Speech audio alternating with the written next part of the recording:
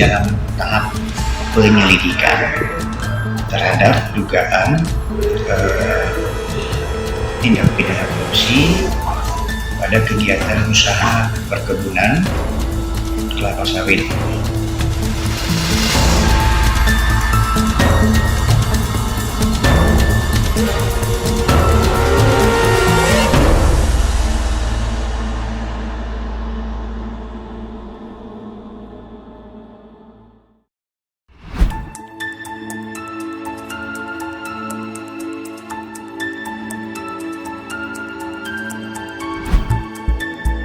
Perkebunan kelapa sawit Tirtamadu. Siapa yang tidak tahu tempat ini? Berada di Kabupaten Bintan, Kepulauan Riau, perkebunan milik PT Tirtamadu tentu tak asing di benak masyarakat.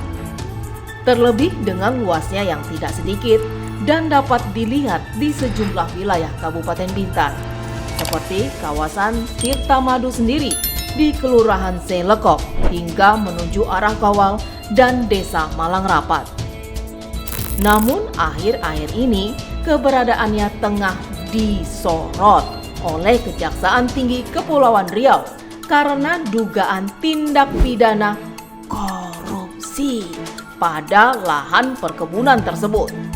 Bahkan tidak hanya itu, Kepala Seksi Penerangan Hukum Kejati Kepulauan Riau, Denny Anteng Prakoso menyebut penyidik Kejati Kepulauan Riau juga melakukan penyelidikan pada industri yang ditajah oleh PT Tirtamadu itu. Sejauh ini, pihaknya telah memeriksa sejumlah orang untuk mengumpulkan bahan keterangan, informasi, maupun data dokumen pendukung soal perkebunan tersebut. Ini penanganannya masih dalam tahap penyelidikan terhadap dugaan tindak pidana korupsi pada kegiatan usaha perkebunan kelapa sawit dan industri kelapa sawit di provinsi. Terkait dengan penanganan saat ini di tingkat penyelidikan mengenai siapa-siapa saja pihak yang sudah dimintain keterangan ataupun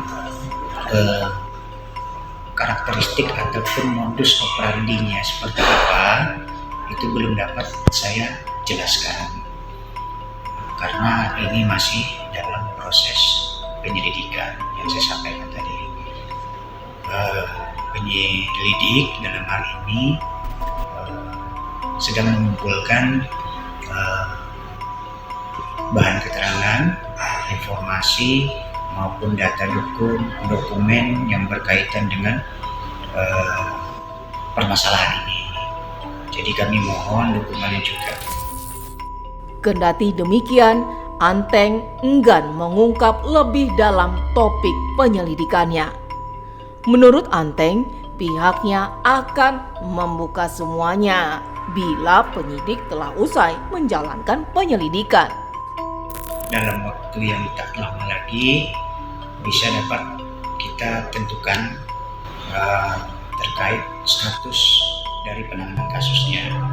Apakah nanti adanya di tingkat penyelidikan ini ditemukan adanya peristiwa pidana, nanti akan dicari siapa yang bertanggung jawab terhadap peristiwa ini terjadi. Nah, itu nanti pasti ada pelaksanaan gelar perkaranya nanti untuk memutuskan apakah tahap penyelidikan yang saat ini sedang dilaksanakan terhadap case ini, nanti ke depan dari hasil gelar perkara baru dapat kita nyatakan apakah nanti dapat diperoleh 2 alat bukti atau lebih untuk ditingkatkan ke tahap penyidikan atau tidak ditemukan adanya peristiwa pidana. Nah, untuk saat ini mohon bersabar, kami tidak bisa banyak dapat memberikan informasi kepada teman-teman media. Biarlah tim penyelidik dalam hal ini mengumpulkan dulu informasi, data dan dokumen yang saya sampaikan tadi, biar membuat terang masalah ini. peristiwa pidananya di sana atau tidak begitu. Mungkin itu yang bisa dapat saya sampaikan. Terima kasih. Lantas apa yang sebenarnya menjadi pokok penyelidikan itu? Seperti apakah gambaran perkebunan Tirta Madu tersebut? Tim Yunus Reportase mencoba menelusurinya melalui perkebunan yang disinyalir menjadi lokasi utama perkebunan itu berlangsung. Di lokasi, tampak pohon sawit yang membentang luas di sepanjang jalan. Tak hanya itu, tampak juga sejumlah pekerja dan kendaraan-kendaraan besar pengangkut kelapa sawit. Dari keterangan pekerja setempat, perkebunan Tirta Madu itu telah ada sejak puluhan tahun lalu, yakni 1997. Luasnya pun ditaksir mencapai ribuan hektar. Dari lahan inilah kelapa sawit tersebut dipanen dan dibawa ke desa Malang Rapat. Informasinya, di desa itulah bertonton kelapa sawit tersebut diolah. Kami kemudian mencoba menelusurinya ke desa Malang Rapat. Dan benar saja, warga sekitar membenarkan adanya kebun dan perkantoran PT Tirta Madu di desa tersebut. Namun, anehnya, letak lokasi itu jauh menjorok ke hutan dan sulit diakses karena jalan medan dan lokasi yang rumit.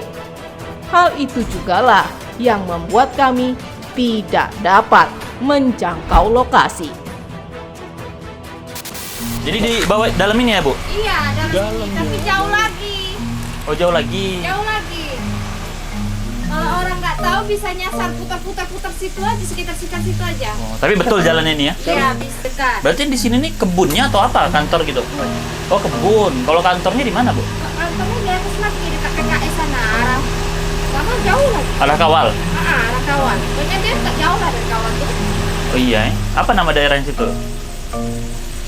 Kurang paham. Membahas. Ini dari Kawal orang tuh bilang tak jauh. Dari sini nggak bisa masuknya? Bisa masuk dari sini bisa. Cuma kalau orang nggak paham, di sini ini banyak cabang jalannya itu. Nah, kelapa sawit ini kan blok-blok itu dia. Jadi dia setiap kan blok nanti ada gini, belokan, gini, ada gini, belokan. gini. Nah, jadi kalau orang pertama nggak tahu, pasti nyasar. Oh iyalah, karena udah banyak juga kan, Bu. Udah lama juga ini kan? Iya, Gitu ya? udah lama. Puluhan tahun ya, Bu? Udah puluhan tahun. Nyasar nanti. Kalau nggak tahu nyasar nanti tak bisa balik situ nanti sampai malam. Enggak. Ini kan jalan mobil, jalan lori. Lori ya, Bu, ya, tapi. Iya, jalan mobil, jalan lori bisa masuk kok. Jalan Kecuali kalau udah pas persimpangan, nah lewat tempat lain itu mungkin. Berarti posisi apa dia punya kantor tuh di dalam sini juga, Bu, Iya, ya? di dalam. Bukan di pinggir jalan. Bukan di dalam dia. Dia luas di dalamnya, Bang. Dia ada perumahan lagi. Iya ya. Perumahan lagi.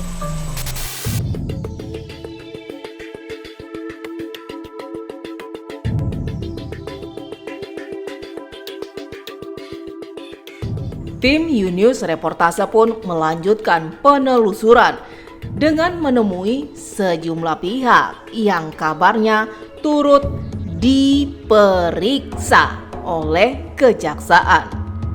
Satu di antaranya, Kepala Dinas Lingkungan Hidup Kabupaten Bintan, Aprizal Bahar.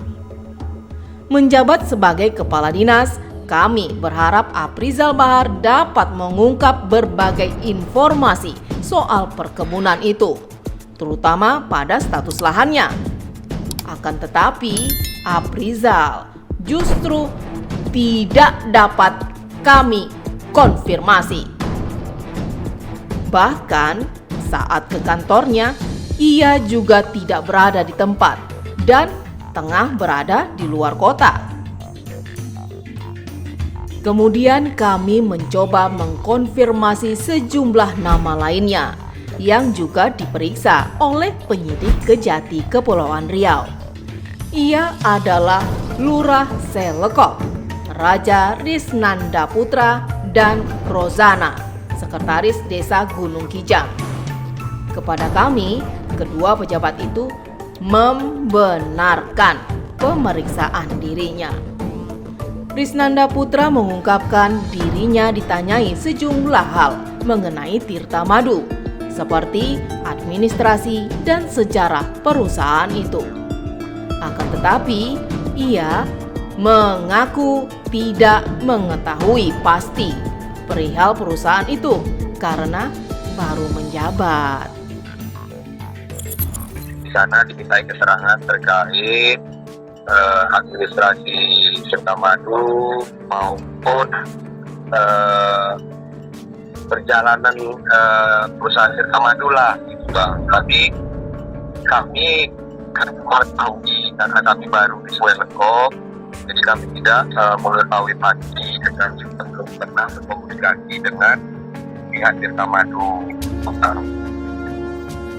Ya karena kami baru di Swelengkop, baru jadi lurah, itu tidak lama Bang, karena informasi terkait Tirta Madu kami tidak mengetahui banyak. Ya kalau di bahasa itu kayak apa ya, kayu lah Bang, belum tahu sama sekali.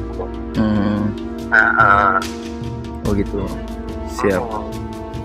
Siap. Jadi karena memanggil kami juga sudah mengetahui informasi Tirta Madu ya, jadi tidak terlalu lama lah pemeriksaan itu. Bukan pemeriksaan sih, diminta keterangan bahasanya. Sementara Rozana mengaku dimintai keterangan perihal keberadaan Tirta Madu dan perkebunan kelapa sawit di Desa Gunung Lengkuas. Tidak hanya itu, ada juga pertanyaan perihal perizinan dan industri minyak kelapa sawit di wilayahnya. Pihak pemeriksa hanya menanyakan tentang apakah Anda mengetahui tentang keberadaan kelapa sawit di desa, apakah ada kelapa sawit di Desa Gunung Kijang seperti itu. Jadi kalau di Desa Gunung Kijang, setahu saya juga baru di Desa Gunung Kijang ini bekerja, tidak ada, hanya perbatasan dengan Desa Telopaya yang di sebelahnya. Setakat itu aja yang kami ketahui sih. Seperti itu. Selain itu apa aja Bu yang ditanya?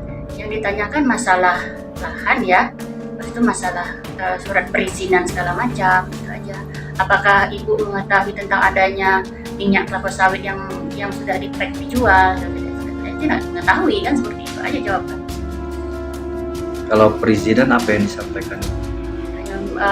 Dia hanya menanyakan tentang apakah Ibu mengetahui tentang perizinan. Kami tidak tahu. Karena PT selama ini kami di pihak desa tidak pernah diberitahukan atau segala macam seperti itu. Sekitar 2 jam lah. Tentang CSR, dia menanyakan tentang apakah desa mendapat CSR dari itu. Nggak ada, setahu saya jadi selama ini tak ada. Itu kan ada tentang yang kami ketahui, apakah Ibu pernah melihat kayaknya lori bawa kelapa sawitnya ada memang melewati depan kantor kami kan, seperti itu. Apakah mengganggu masyarakat setempat? Nggak ada sih, nggak ada pernah itu. Masyarakat pun adem-adem aja kan, ada itu aja sih. Dari dua keterangan itu, tampaknya penyidik Kejati Kepulauan Riau lebih condong pada status lahan dan izin dari industri milik PT Tirta Madu. Lantas, adakah potensi lain dari dugaan korupsi yang dilontarkan oleh Kejati Kepulauan Riau? Misalnya saja, pajak. Tim Yunus Reportase menemui Kabid Pengelola Pendapatan Daerah Bapenda Kabupaten Bintan, Rino Afrianto. Ia mengungkapkan Tirta Madu memang merupakan bagian dari objek pajak di Kabupaten Bintan. Namun, dengan luas lahan dan besarnya aktivitas itu, hanya pajak penerangan jalan yang dikenakan pada Tirta Madu. Itu pun hanya berasal dari genset yang mereka gunakan. Alhasil, per bulannya PT Tirta Madu hanya memberikan setoran pajaknya sekitar 3 jutaan rupiah saja. Nah, khusus untuk pajak-pajak yang lainnya itu tidak bisa kita kenakan karena tidak ada yang menjadi bagian dari 11 objek yang di kewenangannya itu dikelola oleh daerah. Khusus untuk PBB lebih cenderung Tirta Madu ini karena sifatnya dia perkebunan, mereka masuk kategori pajak bumi dan bangunan P3. P3 itu artinya perkebunan, perhutanan dan pertambangan yang dikelola langsung kewenangannya itu oleh KPP Pratama Bintan. Nah, khusus untuk pajak PPJ itu kan sifatnya dia self assessment, dia menilai dan dia melaporkan sendiri. Kalau untuk pajak yang dihasilkan tenaga yang dihasilkan sendiri, khusus untuk Tirta Madu, tiap bulan mereka melaporkan dengan nilai sekitar 3 juta per bulan atau bisa lebih, karena ini nggak bisa kita prediksi karena dia nggak bisa flat, karena tergantung dari hasil pemakaiannya nih, tenaga yang dihasilkan mereka sendiri. Ya hampir rata-rata sekitar 3 jutaan lah kalau kita lihat di pelaporan mereka. Itu per bulan? Iya, per bulan. Masih menjadi pertanyaan publik. Sektor apa yang menjadi penyebab munculnya dugaan korupsi pada perkebunan yang telah ada sejak puluhan tahun itu? Benarkah perihal izin industri dan lahan yang digunakan? Atau ada faktor lainnya? Pasalnya, usut punya usut, keberadaan perkebunan itu ternyata sudah menjadi atensi bagi pemerhati lingkungan Herjuli. Direktur LSM Air, Lingkungan, dan Alam itu menilai keberadaan kebun sawit tersebut justru menjadi ancaman baik bagi lingkungan sekitar serta keberlangsungan waduk Sungai Pulai yang menjadi penopang kebutuhan air bersih warga Tanjung Pinang. Pasalnya keberadaan tanaman sawit dipercaya sebagai tanaman yang paling banyak menyerap air dari lingkungannya. Bahkan ia menyebut kawasan hutan lindung yang dipinjam PT Tirta Madu, konsepsi pinjam pakai itu seharusnya tidak layak untuk dijadikan kebun kelapa sawit. Ya, seharusnya tidak layak ya. Kenapa? Karena memang di sana ada sumber air baku untuk air minum, yaitu Waduk Sungai Pulai. Nah, tentunya itu kan berdampak kepada pasokan air yang akan, atau debit air yang akan masuk ke dalam Waduk Sungai Pulai itu gitu. Nah, sebenarnya kita menyayangkan sekali itu kenapa ini bisa terjadi gitu. Nah, ini juga paradigma lama lah. Pemerintah dianggap cuai, lalai ya. Di satu sisi hanya mementingkan kepentingan ekonomi semata-mata saja, tetapi juga tanpa melihat ada kepentingan sosial, ada kepentingan lingkungan di dalamnya. Bahkan pembangunan berkelanjutan itu harus mensinergikan 3 kepentingan tadi, ekonomi, lingkungan, dan sosial. Nah, secara ekonomi mungkin sawit itu tanaman yang sangat produktif lah, tanaman yang sangat menghasilkan income yang sangat luar biasa. Tetapi yang harus kita tidak boleh abaikan juga, di mana waduk atau dam Sungai Pulai itu untuk memenuhi hajat hidup orang banyak. Ada hampir separuh penduduk Kota Tanjung Pinang itu sangat bergantungan di sana gitu. Nah, ada aspek sosial gitu. Ada kepentingan umum yang selama ini ya tanda kutip kita melihat itu diabaikan begitu. Nah, ini tidak boleh dan kita tidak inginkan ini juga terjadi lagi untuk masa 20 tahun ke depan gitu. Oleh sebab itu, ia berharap pemerintah dapat bertindak tegas dan tidak lagi memberikan izin perpanjangan masa peminjaman untuk perkebunan sawit tersebut. Selain itu, pemerintah juga harus memusnahkan tanaman sawit yang sudah terlanjur ada di kawasan perkebunan. Hal itu tentunya untuk menjaga lingkungan sekitar serta ketersediaan air di Waduk Sungai Pulai yang menjadi harapan masyarakat Tanjung Pinang. Nah, ketika masa jangka waktunya berakhir, kita berharap supaya pemerintah tidak memperpanjang gitu izin pinjam pakai kawasan hutan itu.